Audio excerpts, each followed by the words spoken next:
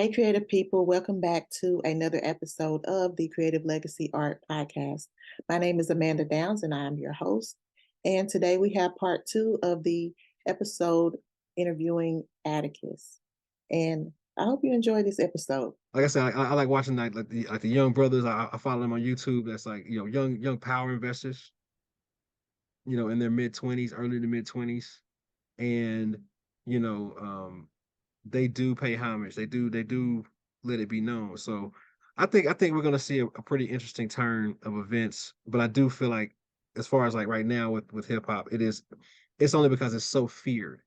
Because if you have hip hop at the with the strength it has, the power it has already, and then you also add wisdom to it, it's over. They was afraid of soul music, right? Soul music was still is powerful, right? Um, but I don't know. We go. It could be a whole other podcast. Because when I look at what's popping now, as opposed to like the strength of what our music has always been able to be and do. Oh, you can't tell me this ain't on purpose, man.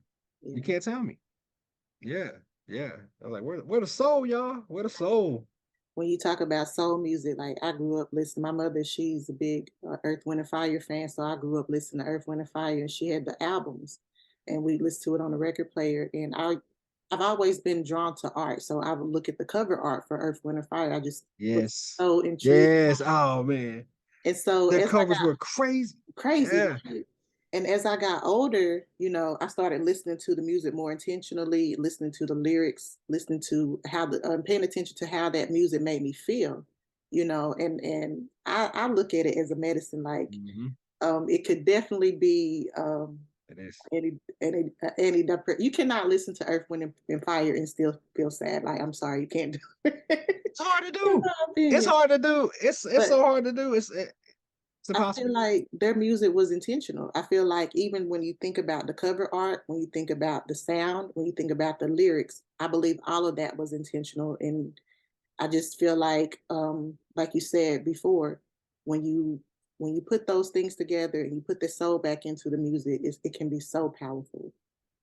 Oh yeah. Oh yeah. And I mean, I don't want to say the music lacks so because there is some very high frequencies and high energy in some of the more powerful and even negative stuff. Like I've been paying attention more to this drill music, and sad to see it, but how it's literally pied pipering some of the worst behavior we've seen. Um, I've seen a lot of like shooting videos going on right now. And the dude's like, "Bubbly bust the grease. How about to go and dump, busting up, no bump like that, and the videos are really going to what the lyrics are saying. Mhm. So like, what's wild is it does have soul. It's just twisted. Right. It's been highly manipulated, and it's definitely on this dark boy. And so, um, yeah, I don't know. Like I said, like these kids, or not even just these kids, man. Zennials are out here too. Like any of us who remember the life before internet, right, and who are here now, like we're the last of the generations who can speak to both worlds. We have a higher responsibility just in that aspect. While we're still here on this plane, um, to help do our part in steering things in the right direction. And I do believe it's time for hip hop to grow up. It has no choice. Mhm. But yeah, so one question I also want to ask you is, can you tell us about what is your favorite piece of work that you've created? What are you most proud of? Oh, wow. Well, I mean, to date right now, my favorite body of work is a project I did called Black Doom. It it was a dedication to my favorite rap artist. Well, one of my favorite rap artists, MF Doom. I think my ultimate favorite rapper is Andre 3000.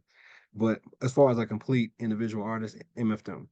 So I did a project called Black Doom. It was uh, a lot of it was in the hip hop tradition of like jacking for beats, man. Like he put out so many cold instrumentals. Um, I think they were called Special Herbs and Spices, which was like, yeah, just a collection of, I think it's like 8 or 9 volumes of it. And I was always fascinated with his style, not on stage but also off stage. Truly moved like a villain. And I was like, well, what would happen if I did it? I mean, I'm not as negative as him, and I don't do the whole third person thing. But I was just like, man, I really love this sound. And I had done so many collaboration projects. Like I was with Fluid Engineers, and I was with a group called Loose Leaf, and then been doing the National Poetry Slam thing, and then I think when I did Black Doom, I was in a band called The Theorist, and the city loved it. They loved it. It was like live band. They was comparing us to the Roots and stuff, comparing. Anyway, so I ended up I was like, maybe do something for myself. And so I made the Black Doom mixtape. And I think it's the first and only time to date where I really got to completely Quincy Jones it. Like every time I think I got like 7 or 8 vocalists, real singers, people can sing. I got 8 or 9 of them. Every word they're singing, I wrote. Every single word they're singing, they wrote.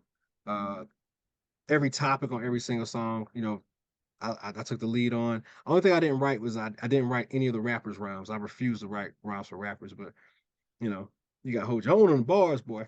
But yeah, yeah, the Black Doom mixtape currently right now is the work I'm most proud of. I do believe the one I'm working on next is gonna blow it out the water. I just saw a really cool interview.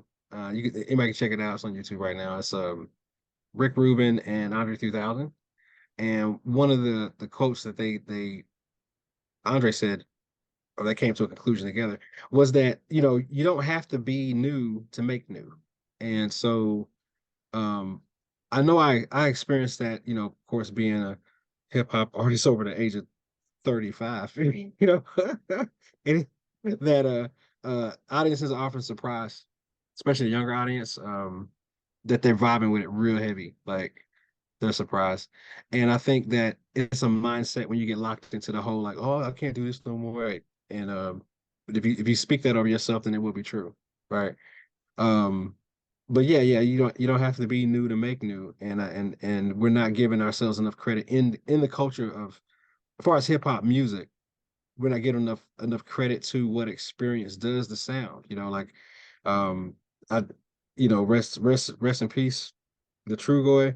But I do believe like De La Soul's last project was probably one of the dopest they ever put out. And then definitely with Tribe's last joint, ish, ridiculous. And it's like those are albums you couldn't even get to without 20, 30 years experience. You know what I mean? Q-Tip, some of his solo work. If y'all haven't checked it out, some of his solo work, man, you can't even get to those albums, right? The work he was doing with not just Pharrell, but he did this crazy song with what's my boy from Tony, Raphael Sadiq.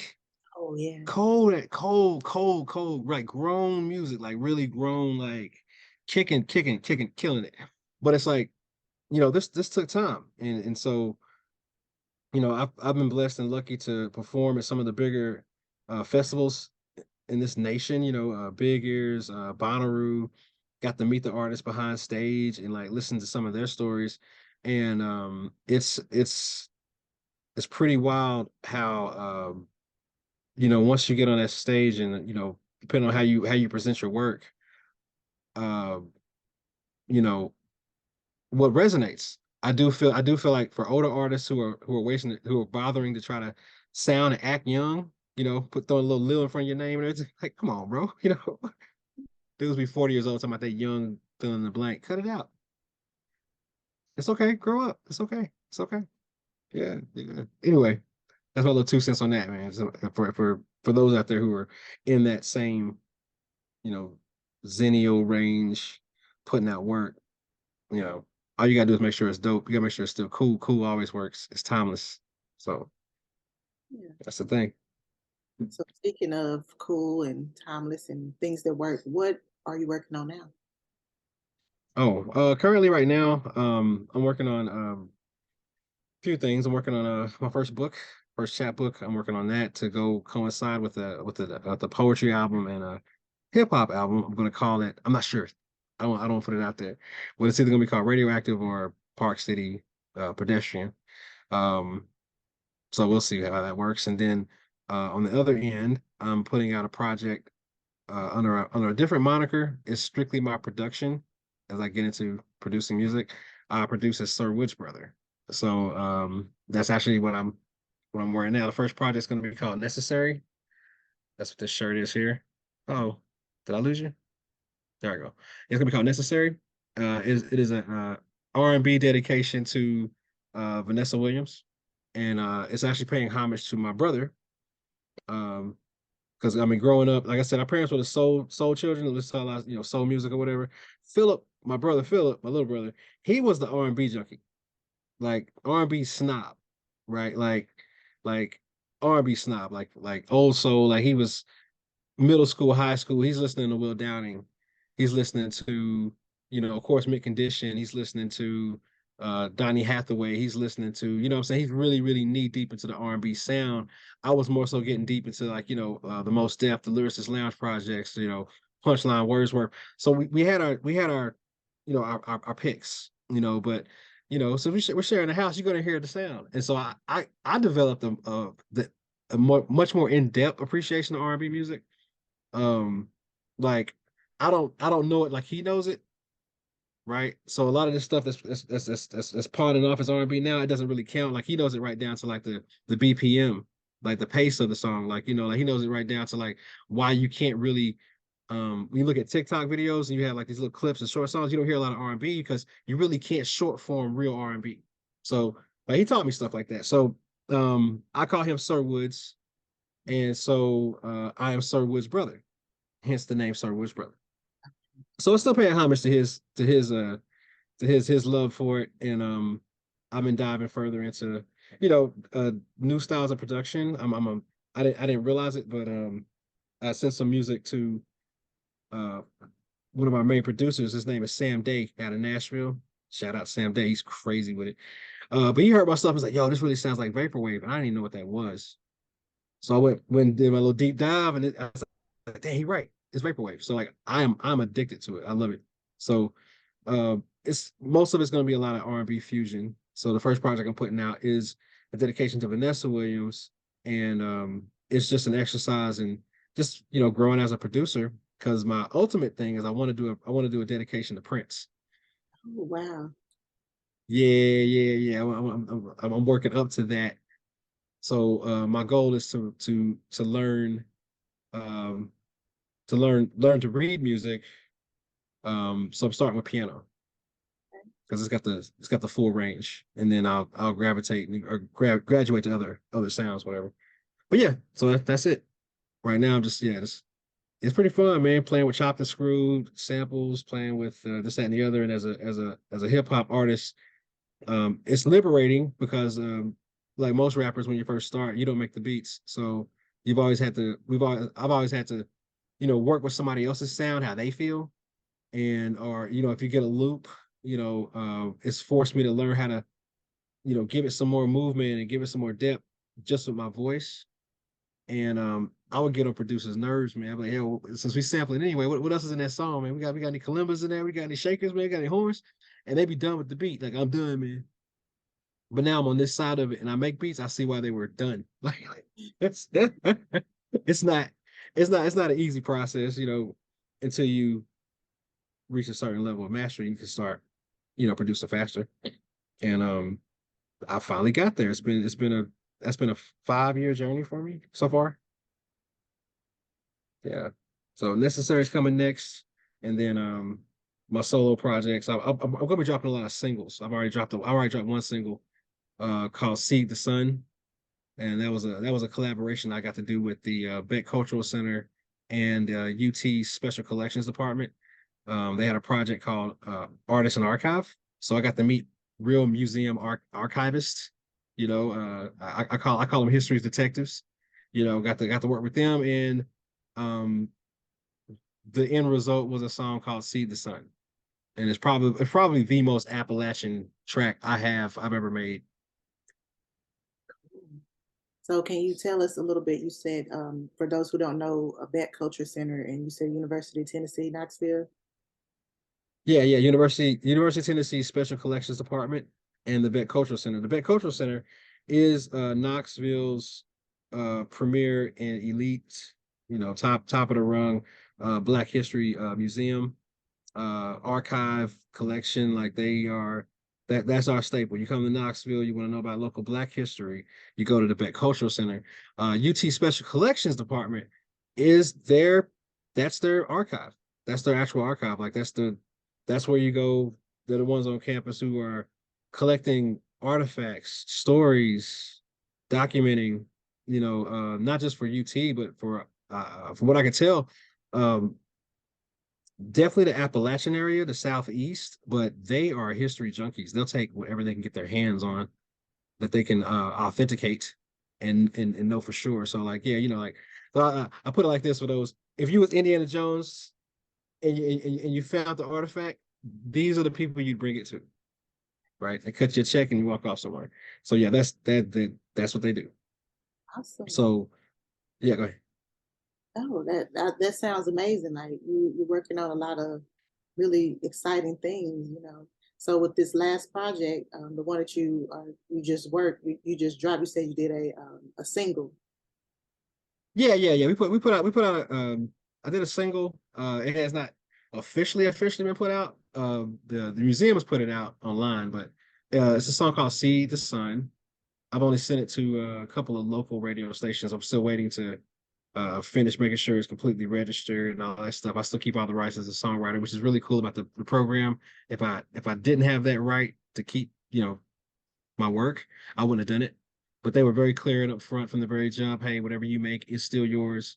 Um, which is something I do suggest for artists, especially if you're into songwriting or whatever you're doing. Uh, take time to learn the legalities, of what you're doing. And I know things now I really wish I'd have known when I first got started. But it's okay. We learn, right? So yeah. It's a pretty cool track. I'm hoping to get it with another with ETSU, they have a department. They're putting out a project for African American hip hop artists. It's called Appalachian hip hop. So Black artists who grew up in the Appalachian area, and they're really strict about that. You can't just say Tennessee because all of Tennessee is not in the Appalachian area, right? Like it kind of drops off after a while. So you really have to be like in these mountains, you know what I mean? So In the yeah, so Tennessee area. yeah. They want to do it, and it's kind of fun finding different ways to really thrive and survive as an artist out here. Um, you know, I would tell a lot of artists to look into your grassroots organizations, your nonprofits, look into you know, uh, your grant money for it, because really all you have to do is make sure your music's relevant. Make sure your music is relevant for the community that you're voicing, that you're writing to. You can get paid. Get paid. Get paid.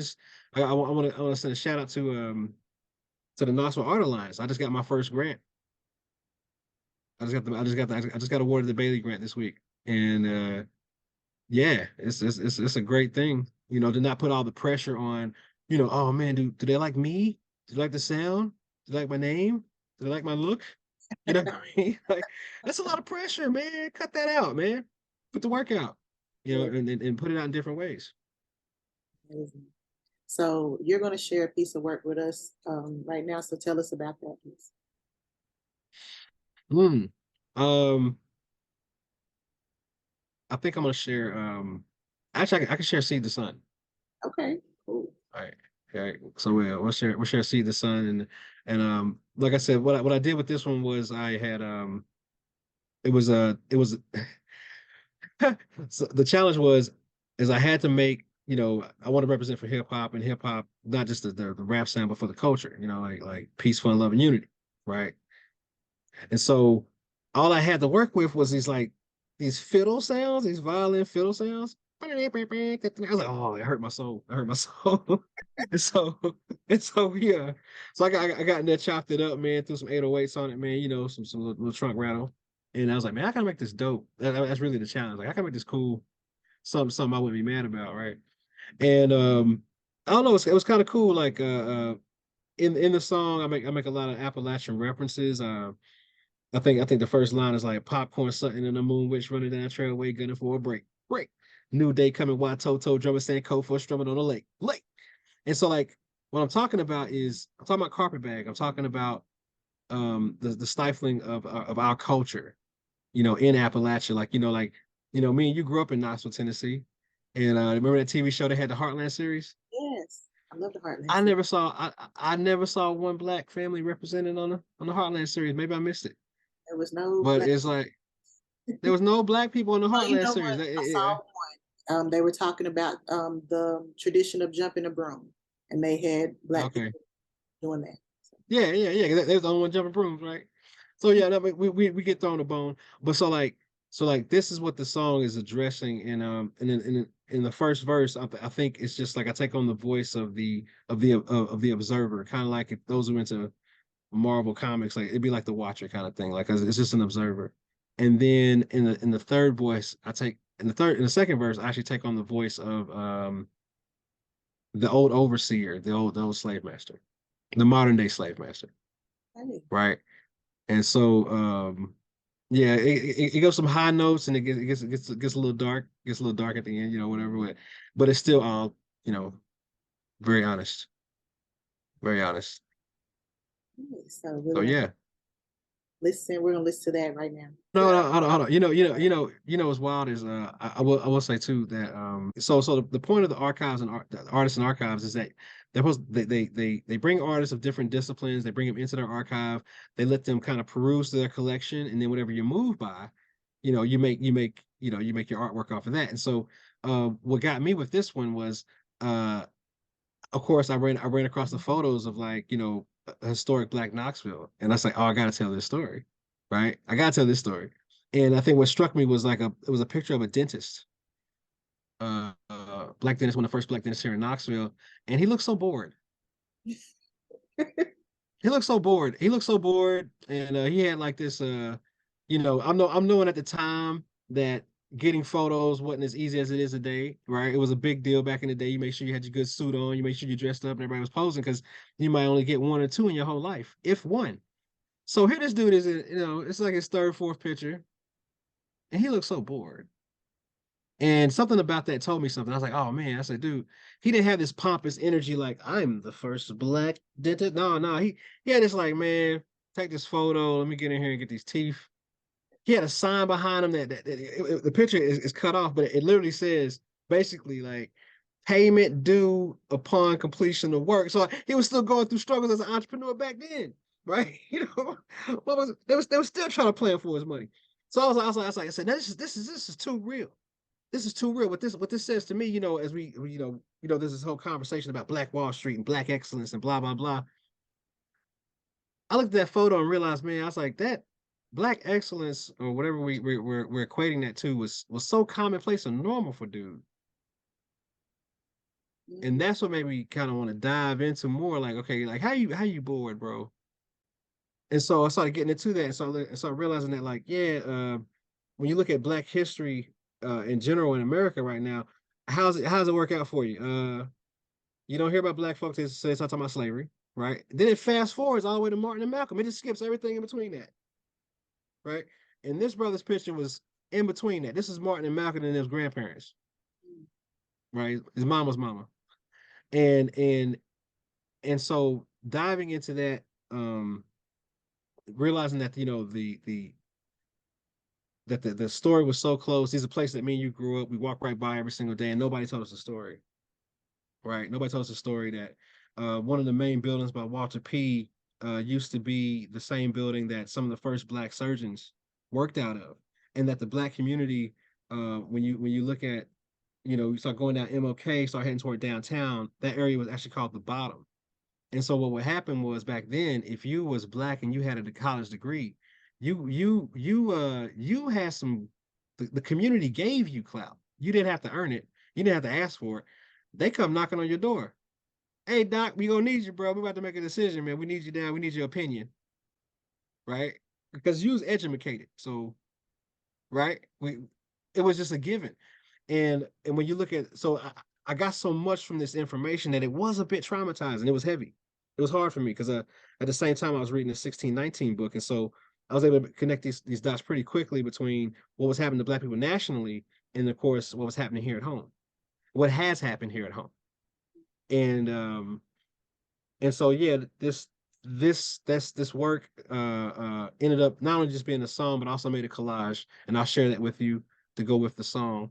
I made a collage of the photos. All these fly. I'm about fresh, clean, looking fly.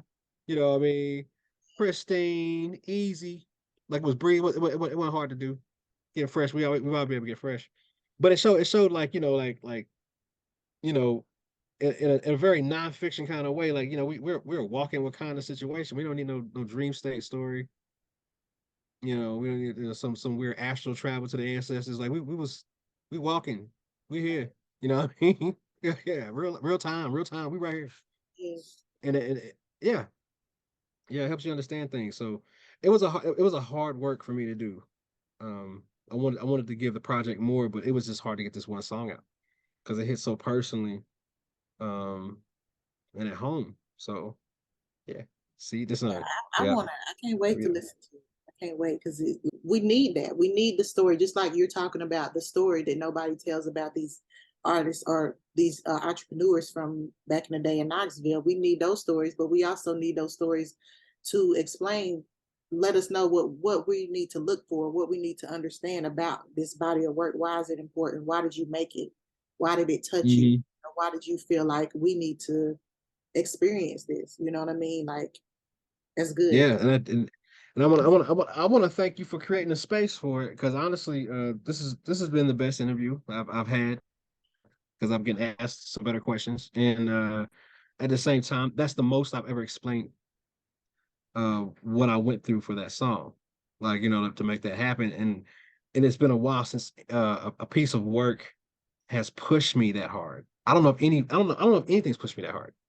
And ironically, I mean, it's one of my favorite songs. I wouldn't say it's like the favorite, um, but it's the first actual complete work where I produced it, wrote it, and recorded it, right, completely, like all me, and And it's that's powerful. hard.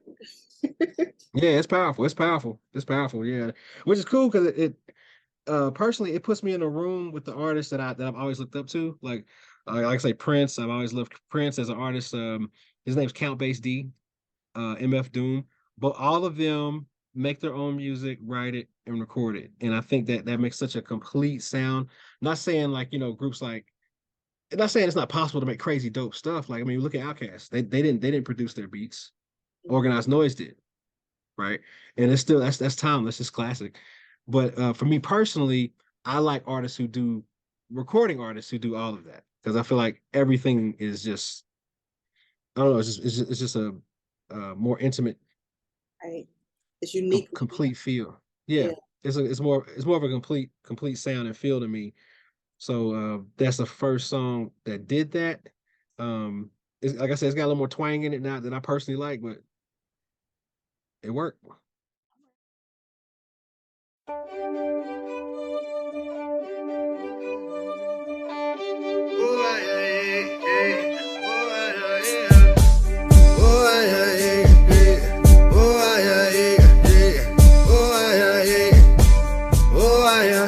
Say this all, I wanna be the one to help freedom run from a need to run, no need to run, no need to run, no need to run. Say this all, I wanna be the one to help freedom run from a need to run, no need to run, no need to run, no need to run. Popcorn, something in a moon witch, running down a trailway, gunning for a break. New day coming, wide toe drumming, saying cold foot strumming on the lake. Sue saying nothing when a noose keep numbing that truth by the neck of the Nate. Cool hound running around speedway circle now. Cal gotta jack up his race. Check out these infinite shapes. 8 to the O to the 8. I spit the acid on bass. This is a science embrace. Black is the proof of no chase. Picture that look on their face. Sipping and shining in place. Stumble like homie, you straight. I know the weight. I know the weight of the brakes. Grooving the needle. We need you. We need you to need through the facts of this case. Keep us from running in place. Keep us from running in place. I know the groove and the weight. I know the groove and the weight. Say this all, I wanna be the one to help freedom run from a need to run, no need to run, no need to run, no need to run. Say this all, I wanna be the one to help freedom run from a need to run, no need to run, no need to run, no need to run. LPB and the CBT tea in the workshop, lunaring space. Jack got the onions and the green peppers jumping from the pot to the oven to the plate. Popcorn, something in the moon witch running down the trailway, gunning for a break. New day coming, why Toto drummer saying cold for strumming on lake. Praise Lord, get joy, go on now, get boy. Real annoyed with you, real McCoys with your brown skin and your PhDs. Businesses I can't oversee, clientele too black for me. Eye to eye when you speak to me. Who we, that's frustrating. Make way for this great nation. I mean gentrification, this bus station, this dog park and this parking lot and these coffee shops. Greenways, more space to walk as I coach stop with my head high as your blood drives and your story dies in my rear view from town view, no town view for most of you.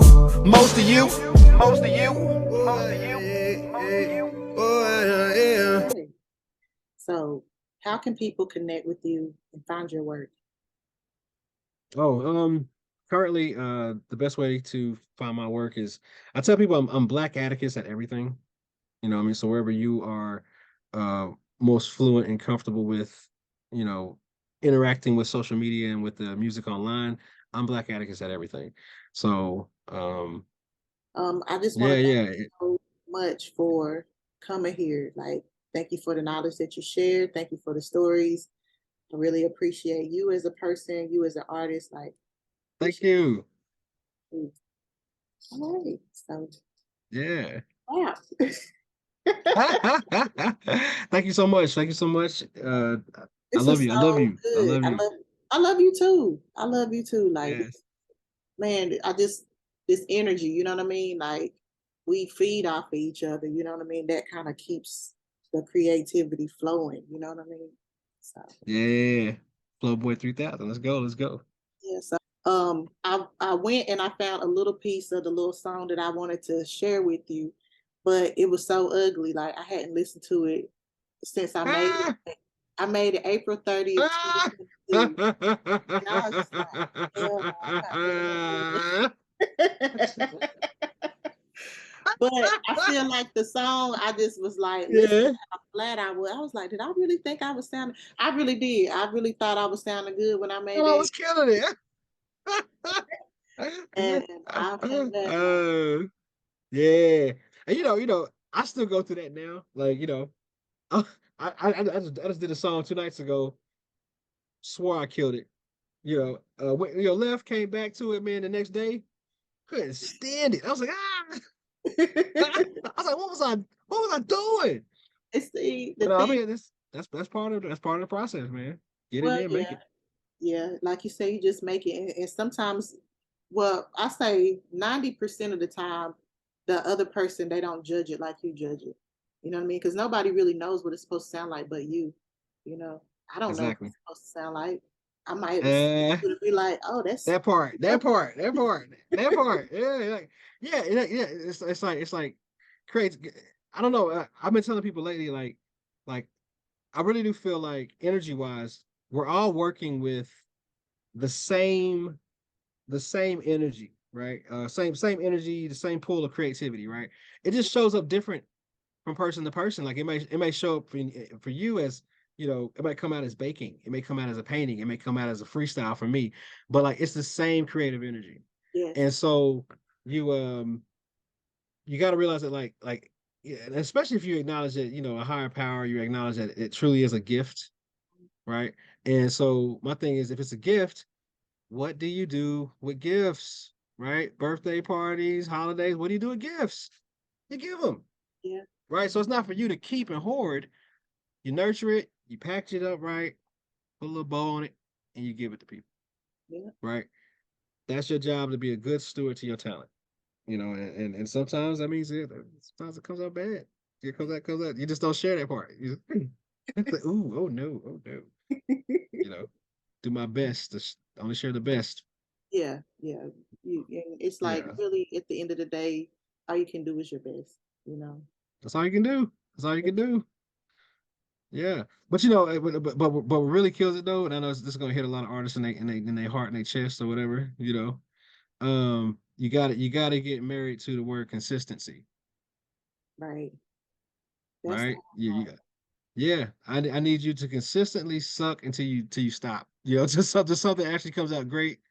But yeah, mess up, make mistakes, consistently mess up, Yeah. consistently fail, consistently fail. We got a guy here in town named Wanse. He's a rapper, but he's also really a fitness. He's a fitness guru. He's amazing. He's the he-man of the crew. But when you work out with him, man, he makes you do push-ups to your arm shake. He was like, we work till we fail Okay. every day. We work till we fail. Yeah, man. Till you get that last, like, I can't do it. He's like, that's it.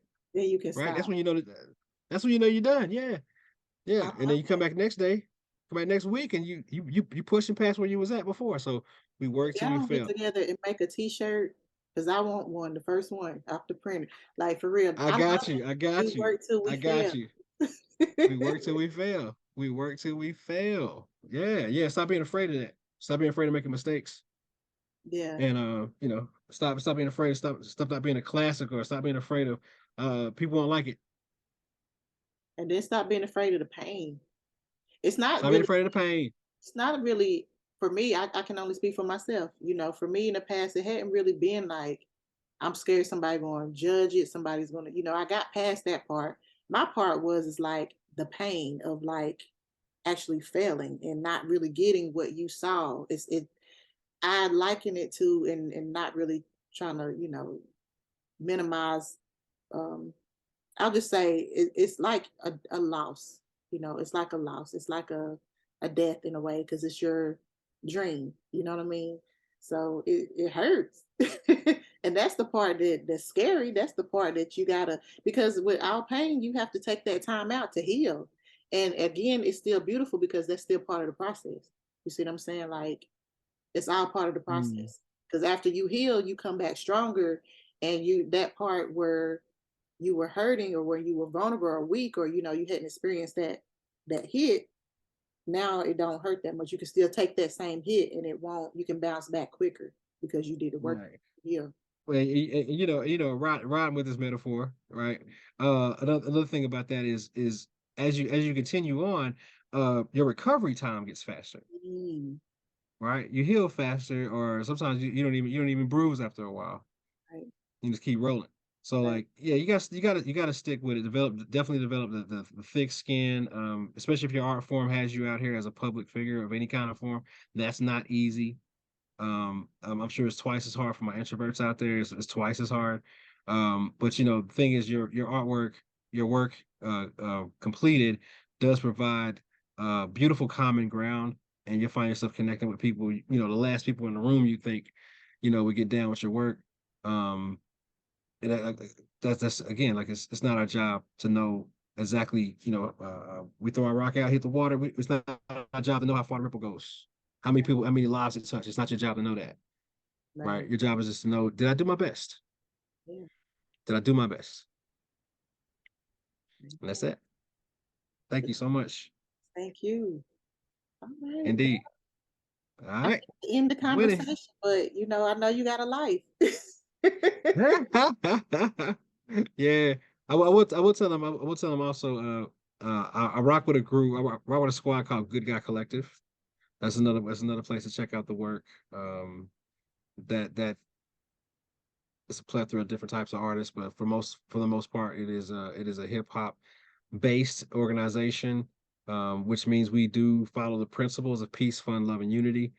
If they can't be found, we won't be involved. Right, in any event, podcast, anything. All right, it's got to be there. So anyway, yep. All right. Thank you. Thank you. We'll talk soon. Yes, indeed. All right, peace. Thank you so much for joining us today. This has been Creative Legacy Art Podcast. If you like this video or if you like this podcast, please subscribe, join, do all the things, and share. Above all, share so that we can grow as a podcast and get the word out and help as many people as we possibly can. Have a great day, and remember to stay strong, stay positive, and keep creating.